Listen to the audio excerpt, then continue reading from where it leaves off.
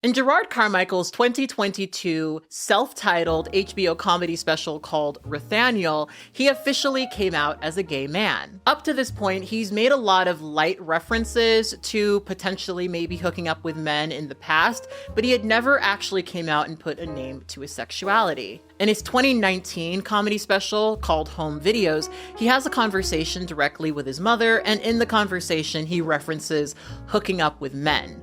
And it's very clear that his mom is very uncomfortable with the idea of him being gay. Another common theme of Nathaniel is his father's infidelity. Apparently, his father has about 24 children from other women, and this was something that he really struggled with. In fact, in that comedy special, he mentions that he was the one who forced his father to be honest with his mother about his infidelity. In his new show, the Jerrod Carmichael reality TV show, we see all of the aftermath of him coming out as gay and navigating some of these uncomfortable conversations with his parents, while he also navigates his life now as an openly gay man. And let's just say it is messy boots, okay? It is messy boots. So in this episode, we are going to discuss the many themes of the Jerrod Carmichael reality TV show, and we have a lot to discuss. Hi, my name is katblaque, and this is Movies in My Closet. I was going for like 80s today. Not for any reason other than I want to. That is the beauty of being a YouTuber. Do y'all like this wig? It is the first time I'm wearing it, and I'm honestly feeling insecure about it. So it would really make me feel good if you guys told me that it looked okay, if it looked okay. But be honest with me. Don't be dishonest with me, right? And speaking of honesty, if you guys do honestly enjoy videos about film and television like this, please subscribe to this YouTube channel. I'm trying to build it up. We have a lot of other things we're going to be discussing, and I'm always taking suggestions for new movies or TV shows. So I want to start out by transparently stating that I am not very familiar with Jerrod Carmichael's work. He has a lot of it. I haven't seen all of it. I did watch Nathaniel leading up to this episode, but I want to start by saying in general, I am not very familiar with the full breadth of his work. The thing that made me want to talk about this is I kept seeing conversations on social media about his interest in race play.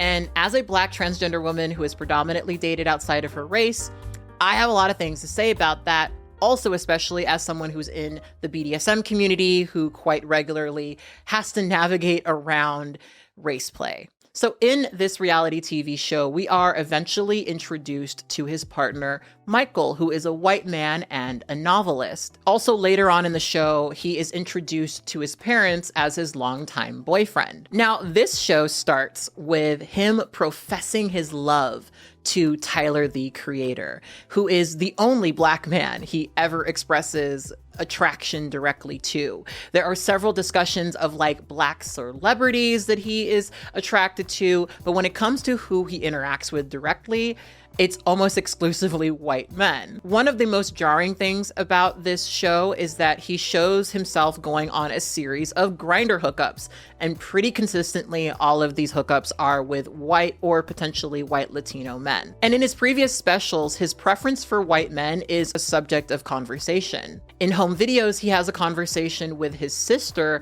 and presents the idea of him bringing home a white woman to see how they would respond to him bringing home a white man. And from that conversation, he got the sense that they wouldn't be very approving. And this is also a subject that comes up in his special, Nathaniel. Now, there are a lot of Black queer men that I follow who saw parts of this show and really had issues with this particular aspect of the show, this fixation that he seems to have on white men.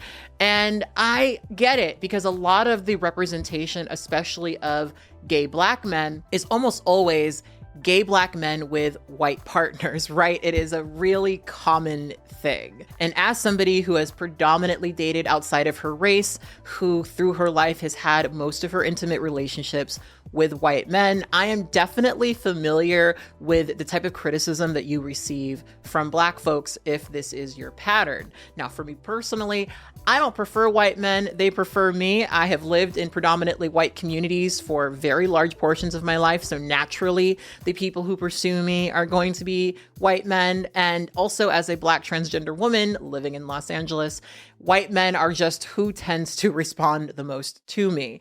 But it is worth questioning if you find yourself in several relationships with people outside of your race, if you are in some way avoiding dating people within your race. Now, I think that for a lot of Black people who are only used to dating Black people, their fear and concern with dating outside of their race is that they will be fetishized. And obviously, I think that is a very valid concern, because there are some people who predominantly date outside of their race because they fetishize people who are outside of their race. And one of the big reasons why I don't particularly like race play is mostly because I don't like racism, right? I don't get off on racism. So that's probably the biggest reason I don't like race play. But one of the biggest reasons I really dislike race players, let's be more precise with our language here, is that race players more often than not project race play onto you without your consent. There have been so many times where I've had a conversation with a white person who is attracted to me, who immediately starts talking to me about, oh, do you like that white so-and-so? And it's, girl, it's so uncomfortable, because I don't look at a white man and say, oof, I want me some of that mayo. That's just not the way I look at white men. I don't look at white men and have any thought of them beyond, this is an attractive person that I am attracted to. I look at all men like that, right? And I am looking forward to the point where we can just date interracially and not really talk about race play like that. But I know that for certain people like Jerrod Carmichael, there are further conversations to be had about dating outside of their race, because Jerrod Carmichael was raised in North Carolina in a predominantly Black area where he idealized what the white kids were doing, right? Jerrod Carmichael grew up in a situation where the resources at his mostly Black school were not nearly as much as the resources at the white school. And he got to see that white kids had more access, white kids had more ability, white kids had more freedom to do certain things, right? And so it makes sense to me why someone who grew up in that scenario would idealize a relationship with a white man and even see it as something that was better than the relationship that he could have with a Black man. And I know that when it comes to hookup apps like Grindr, and this is just also a thing I could say about most Black men who are searching for casual sex, I know that for certain people, their race is a positive, right? The BBC thing, there's lots of people out there that love the British Broadcasting Company, right? And so I know that for some people, presenting themselves as like a Black man, a BBC bull, I know that for some people, that is, for them, it feels like one of the only tangible sources of affirmation, sexual affirmation, that they receive.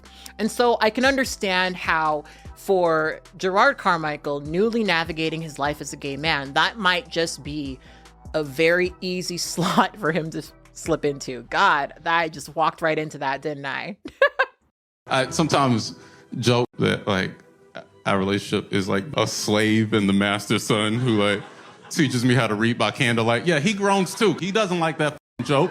I like that joke. That's my burden. I think that shit's hilarious. Now, Jerrod Carmichael was very widely criticized for making these statements on the show, and he actually went on The Breakfast Club, of all places, to defend himself, and it didn't really go the way he wanted it to. So, first of all, because the thing I want to clear up, and it's very, very important, if people got a short attention span, I want to make sure that they hear this part first, because you reported on, you played a clip of my stand-up, but it started at the punchline, and it like completely erased the setup of it, and I really don't like that. It made it seem like I was talking like I'm into some type of race, sexual, slavery role play with my boyfriend, which is untrue. It's so false. And I expect that type of thing from TMZ because they have no humanity. They don't care about the people that get hurt when they report these sort of things, but you're a friend. So I really didn't like that. I know you repeated it in the Neil interview. I didn't like that. That was very, very unfair. It was a joke. I saw that clip though. But yeah, I need you to watch the show. And anybody who watches the show, it's not what I said. Yeah, it's so false. It's so untrue. And I don't like that because it's like, no, well, we'll get into that later. it's a joke about reading. It has nothing to do with my boyfriend. It has nothing like the sex that we have. It has nothing to do with sex. It's something that like people have been reporting on, and I really, really don't like it. It's about my boyfriend reading so much. He makes me feel insecure about my level of reading. And look, I get it. It's something that people have been running with because I have a white boyfriend, so like people like try and create some type of crazy story out of that. Like, and it's a small group of people, really. Like, I read all the tweets, and it's like some gay black men and some Ku Klux Klan members who don't like that I have a white boyfriend. And They Dr. agree Umar. on that, so congratulations. Like the Klan and Dr. Umar, and you know, some people find some common ground on that.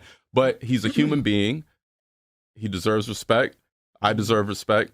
I don't appreciate things being misreported or like said about him in that way. In context, the joke's still not a good joke. Well, that's on you. Listen, I've been a professional comedian for a while. I got some because you're still saying you're a slave. No, he's a slave that master, joke, the slave master is teaching the slave to read. You know, listen, I'm talking about my own personal insecurity. I'm an educated person. I'm usually the smartest person in the room. He reads so much, it makes me feel like, oh, do I even know how to read? That joke works if I had a black boyfriend. My boyfriend were black. That joke actually works better if I had a black boyfriend. And you the slave and the white person is the slave master. Listen, if you are... And you're from North Carolina, where look, know the first anti-literacy laws were created in North and South Carolina. Sure. But that's not my role as a comedian to start getting into like literacy laws and stuff like that. You've completely lost it. I evoke provocative imagery sometimes in my jokes. Some people are very sensitive to that. That's your right. You don't have to laugh at that. You could like hear the word slavery and completely shut off. That's completely fine. But don't misconstrue what I said and don't like make it into something that it's not, because that's where I start to get offended. Now, I don't think we made it into what was misconstrued. that the statement, like, oh, you said it like multiple times on the show, like, oh, he's into slave role play with his white boyfriend. That's untrue. I don't know if I said it like that. I think you said it. Now, throughout the show, the only black men that we ever hear him express attraction to are celebrities, including Tyler, the Creator. And that particular scene, I think, is worth talking about because it really picks at a general criticism that I have of the show, in that it didn't feel genuine at all, really. It's really clear that Tyler, the Creator, is not taking Jerrod seriously at all in these conversations about how he is attracted to him and has always been attracted to him. In fact, he's so unserious about it that he actually farts after he asks him out to an awards show. It is a lot. It's a lot. And it just felt contrived, right? It just felt so fake. I didn't really get the sense that Jerrod Carmichael had been carrying this torch for Tyler, the Creator. The impression that I got, honestly, is that it was staged, right? It was contrived. Now, in reality TV, at this point in the timeline, we accept that there's a certain degree of fake shit in reality TV, right? But the annoyance that I have with that is that fake shit within this series really stands out against what honestly seems like very honest explorations of some very upsetting, hard conversations that he's having as a newly out gay man navigating his relatively socially conservative family. And it's very clear that this reality TV show is supposed to give us a more intimate, real look at Jerrod Carmichael. And when it seems like some of these things are staged, when it seems like some of these things are contrived, it's very hard for you to really trust that he's giving a real image of himself. It feels like he's trying to present himself in a certain light. There are 2 episodes in particular in this series where he helps his friends. One of them is a comedian, the other is an actor, and essentially Jerrod is giving them insight and supporting their craft and encouraging them to get more real and take more risks and do all the things that he has been trying to do. And you're supposed to watch these episodes and definitely get the impression that Jerrod Carmichael is more capable than his friends. One episode features comedian Jamar Neighbors, and he is essentially painted as this like hyper masculine clown, I'll be frank, who has a lot of discomfort with Jerrod being gay. The main focus of this episode is trying to get Jamar to be real, trying to get Jamar to speak more personally about his personal life. And it's sort of presented like this would be the thing that would improve his comedy, because he is shown throughout the show bombing at several of his performances. He does several performances at the Flappers Comedy Club in Los Angeles, and a lot of them bomb. And the narrative, at least, of the episode is he becomes more successful once he gets real. And something that Jamar Neighbors speaks about is that when he was rooming with Jerrod Carmichael, he always got the impression that Jerrod felt like he was better than him, right? And you definitely get that sense when you're watching this episode, that Jerrod is convinced that his particular type of comedy is better than Jamar Neighbors. And to his credit, Jamar pushes back at every single point, right? He doesn't want to talk about the traumatic shit in his life. He doesn't want to open up about this and that. And when I was watching this, I was completely unfamiliar with Jamar Neighbors. I don't know anything about his comedy, but I definitely got the sense that he was funnier than he was being presented. And in an interview with vulture.com, he actually spoke pretty openly about how he was misrepresented in the edit.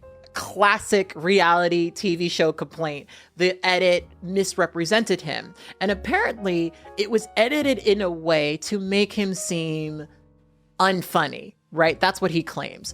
Specifically, he mentions in this article that the Spider-Man pooping joke, because he does this joke where he's like, oh, this is what Spider-Man looks like when he's pooping.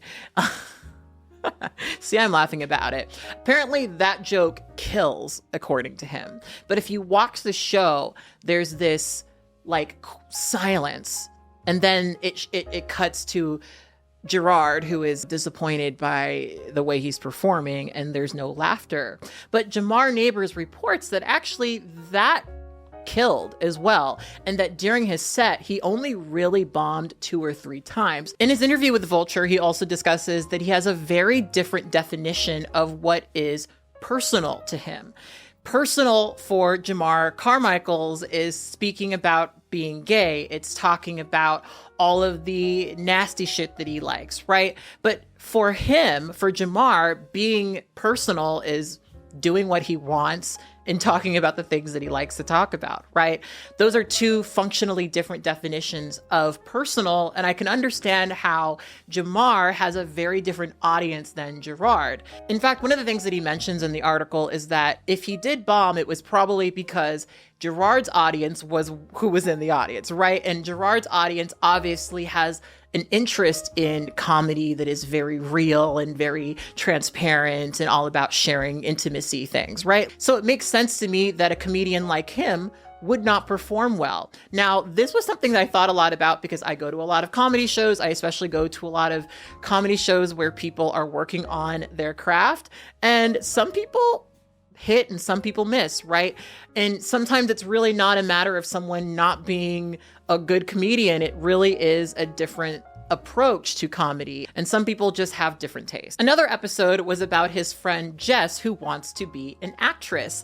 And this was such an interesting episode to me because it was like everything she was doing off screen when she wasn't performing was a lot better than her acting, but it felt so contrived. A lot of it felt like it was staged. A lot of it felt like it was a staged situation in order to flatter an aspect of Jerrod's personality. Isn't it so nice that he's helping his friend? But then also, isn't he such a scumbag for basically moving her out of his home, right? Jess seems like a pretty talented actress, right? Like, she is very entertaining. She obviously has a good understanding of timing. She's clever. She's funny. I'm sure she is a comedian as well. And I just didn't buy that this woman didn't know how to act. I just didn't buy it, right? Now, Jerrod also said in an interview that the only reason he did this episode with Jess is essentially so that she could audition for the world. And I will say that after the fact, looking at it, it was a pretty good audition. I'm definitely curious to see more acting from her. So I guess that worked. But I think the sort of false scenario of some of this definitely felt really discordant against the very real conversations he was having with his family. So Carmichael's parents are a pretty big part of this reality TV show. Like I said, this is life after Rothaniel, where he officially comes out as a gay man, and he's trying to have some of these conversations about the topics in Rothaniel directly with his family. And it's pretty clear that he sees the cameras as a buffer between him and his parents, because it's hard to have these conversations. In my family, we wrote letters to each other because that was the way that we communicated. Now you guys understand why I'm a writer. Something that really shocked me about the conversations he was having with his mother is that I just would not speak to my parents that way. Like, the things that he said, he would say so many out-of-pocket sexual stuff, and I would just never say that to my parents. Like, I had this secondhand embarrassment sort of reaction. I don't know if anyone else has this, but I was raised a certain way. And so sometimes when I see kids being disrespectful to their parents, it triggers that part of me that was very concerned about doing that as a child. And so when I saw him doing that, it made me super uncomfortable, because I would never speak to my father or mother in that way. I absolutely refuse to. I remember coming out to my family. It was not easy. It was not easy, right? Coming from a Black family, especially a Black Christian family, there are just some things that you have to accept. They will never move on. And a lot of the conversations he was having with his parents was like low-key triggering to me, because I've had a lot of those experiences. So in Rothaniel, he mentions that his father has several children out of wedlock, and that this was something that really traumatized him. And a theme throughout this show is that Jerrod constantly cheats on his partner. And he basically blames his father for this. He basically says that because he watched his father be unfaithful, he in turn has become unfaithful within his relationships. And so he goes through several different patterns of wanting to be honest with his partner, Michael, and then cheating on him. And it's just really messy. And you could see that it's really dysfunctional. At a certain point, they even start to consider having an open relationship because it's getting so bad. And Michael turns to him and is like, do you need the thrill of this? Do you need to have this sort of sneaking around cheating thing? Is this part of who you are? Because if that's who you are, I'll entertain it. And they do entertain the idea of an open relationship. Now, as a polyamorous person, I feel the need to say that cheating is not the best way to start a non-monogamous relationship, right? It's just not a good way to go about it. If you're cheating, that's usually because you do enjoy the dishonesty.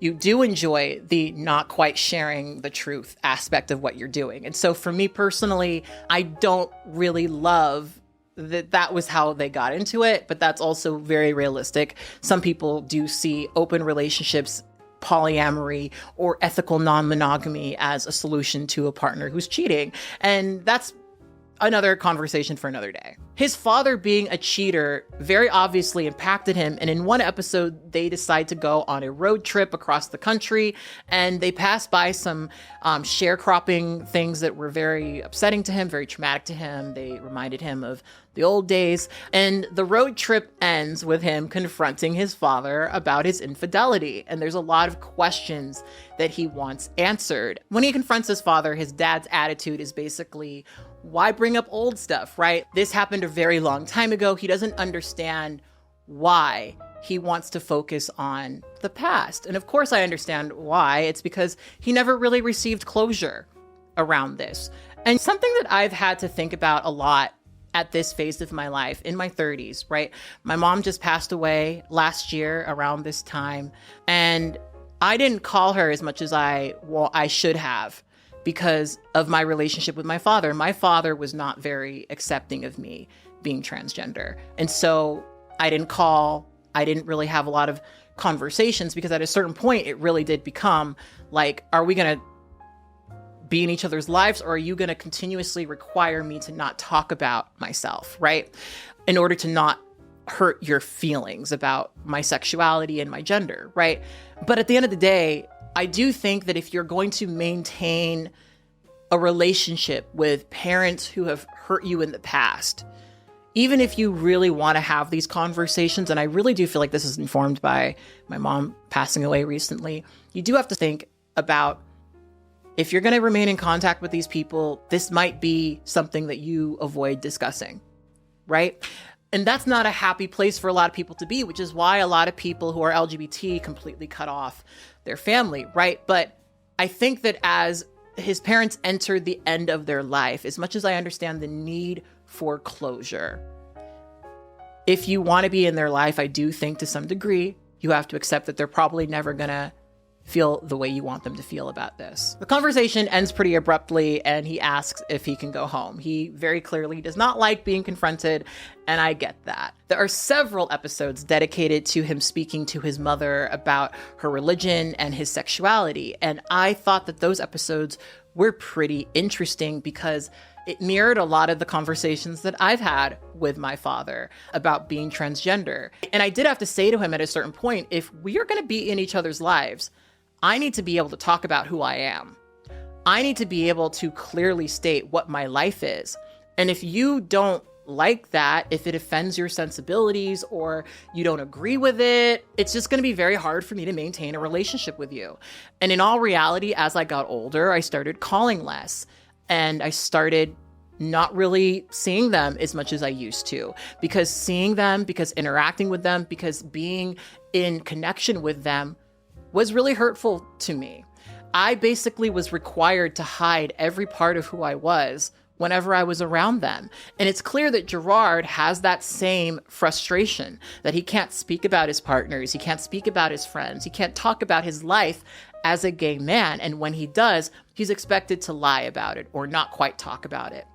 For me in my life, because I live my life the way that I live my life, and because I exist in this world and people see me a certain way, there are just conversations that if my dad doesn't acknowledge that I'm a woman, it's hard to talk about. And so I stopped calling. And my mom passed away around this time this year, and I didn't speak to her as much as I wanted to because my father was who he was.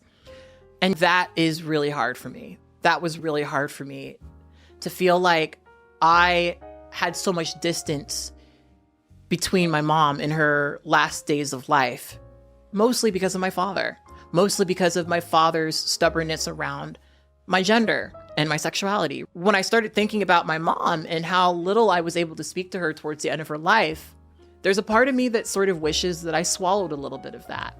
The reason why so many LGBT people cut connection with their family is because they don't want to sacrifice part of themselves. And as I became more independent, it became pretty clear to me that I could, at a certain point, choose if I wanted to interact with my family. And I chose not to interact with them as much as I could. I think that if Jerrod is going to maintain a relationship with his mom, who does not accept him and probably never will accept him as a gay man, I think that he needs to accept that this is a part of him that she's not going to accept. Now, I will say that people do change, right? My father, when I first introduced my first long-term partner to him, he did the same exact shit that Jerrod Carmichael's mom did, only referred to him as a friend. Right? Mind you, this was a dude who was fingering me outside of their door every time he dropped me off. But he was my friend. They were roommates. They were roommates. And the thing about it is I didn't like that because that was denying an active truth of my life, right? I was in a relationship with this man. We were moving in with each other. That was what the situation was. To deny it, to act like that's not my boyfriend because you don't like it is frustrating to me. And so I stopped talking to them as much. But when I went to go bury my mom, my partner Edward drove me all the way to Tucson, Arizona, where my mom passed away and my family used to live. My partner is a paralegal, and he helped me and my family do a lot of stuff leading up to the burial. And my dad loves him, right? My dad, in an interesting turn of events, loves my partner because he is a paralegal and he's very impressed by the fact that he may or may not become a lawyer. And it was really strange to have, especially in a moment of grieving, this like experience where my father is finally accepting my partner and referring to him as my partner and being very accepting in a way that I desperately wanted him to be when I was younger. I wanted to be close to my father. I wanted to be in his life. It was just so hard for me to be in his life and also be happy and also be myself. And maintaining a relationship with him for so many years basically required that I pretended that I wasn't who I was. And so I didn't really call my father for many years. And when my mom passed away, I really regretted that a lot, mostly just because I wish that I was able to grin and bear it, if only to have more conversations with her. I don't have very many regrets in my life, but that is one of my biggest ones. Something that I also really identified with Jerrod Carmichael is that I am the most successful person in the family, and I also embody the thing that a lot of people in my family condemn, right? At my mother's funeral, there was a moment where one of my uncles is a pastor, and he decided to get up and do his churchy thing, and he did the whole, and if anyone wants to give their heart over to the Lord thing, looking at me like I was a person who needed to be redeemed. I'm an atheist, and the only reason why I gave my mother an idyllic Christian burial is because that's what she wanted. I got her exactly what she wanted. She had the roses that she requested, everything. It was beautiful. It was a really great funeral, and it really touched me to see all of my family come together to honor her. But yeah, I'm going to honor and respect the fact that my family is religious, but I'm not going to change my religious beliefs. It's just not going to happen. That has to be a decision that I make for myself. So ultimately, I did enjoy aspects of the Jerrod Carmichael reality TV show. I wish that it was just these uncomfortable conversations that he was having with his family. I think that would have made for a much more cohesive show, and it would make me feel a little bit less like it was contrived, right? Like, I understand that reality TV show is probably never going to be real, right? I understand that part of reality TV show is that an aspect of it is a little bit contrived, right? But it was really hard for me to sit through some of those episodes that felt staged and then be slapped in the face with like really uncomfortable conversations that are very obviously real. It's clear that in a lot of the conversations he's having with his family, that's some real shit. These are some real conversations that they are having on camera for the first time. And for me, that is the reality that I was interested in. I was less interested in seeing the comedy one or the acting one. Like, that's fun and good or whatever. It just doesn't really necessarily fit into the show as well. And I will say that upon watching it a second time, because I did watch the show twice, I did find it to be a little bit less engaging.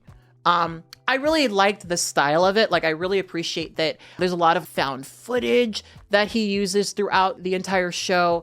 But ultimately, at the end of the day, I just felt like it wasn't as cohesive as it could be. But there are some really great episodes that kind of touch on some very real, upsetting topics. And I really do wish they focused more on those things. I really do. It just felt like some of these episodes were filler episodes. And there were other conversations that I wish we spent a bit more time on. I do wish that he explored his relationship with his father a little bit more. Maybe we do go and meet his other families. He's got a lot of options, right? Why not, right? I would have appreciated something like that a little bit more than what we ultimately got. But at the end of the day, I know these conversations are hard. I know it's really hard to share all of this stuff very personally. As a person who's been through the coming out process and experienced a lot of not so great things in the process, I do know that for a lot of people, it is a test by fire. And a lot of people don't come out of it with a family. And I will say that one thing I did appreciate is seeing a representation of a family who, despite their disagreements, despite all of the history, despite all the drama, has genuine love for each other. By the way, if you're interested in hearing my full, raw, right after the fact thoughts about every single episode, you're going to love my video notes for the Jerrod Carmichael show. You can find my video notes on my Patreon. The footage is over 2 hours long. So I hope somebody enjoys it. On that note, I'll see y'all next time. Like I said at the top of this video, I am always taking requests for TV shows and movies. So if you've got any, please put them in the comment box below. I'm really excited to see what you guys want to see from me. I have a couple of things in mind. Let me know what I should do next. Until next time,